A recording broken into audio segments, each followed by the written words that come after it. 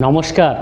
আপনার যদি মনের মানুষকে মনের মতোভাবে যদি বশীকরণ করতে চান, তাহলে খুব কমন একটা জিনিস, সহজ পদ্ধতি, যেটা হচ্ছে আমরা যে কোনো মন্দিরে গেলে পরে দেখি আরতি হয়। ওই আরতির সময় যে পঞ্চ প্রদীপটা ঠাকুরকে ঘোরানোর পর আপনাদেরকে যখন ওই শিখার যে তাপ চোখে মুখে দেওয়ার জন্য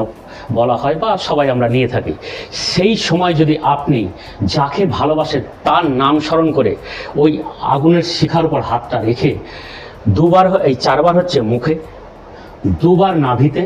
আর সর্ব অঙ্গে 7 বার তার নাম স্মরণ করে যদি সেই শিখার তাপ যদি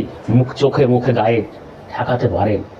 তাহলে সেই মনের মানুষটি খুব সহজে, খুব তাড়াতাড়ি, অতি সহজ পদ্ধতিতে আপনার মনের মানুষটিকে আপনি মনের মতোভাবে বশীকরণ করতে পারবেন। তাই যখনই আপনি মন্দিরে যাবেন আরতি হওয়ার সময়, তখনই পঞ্চপ্রদীপের শিখার উপর এই ক্রিয়াটি একবার করে দেখুন, অবশ্যই ফলাফল পাবেন।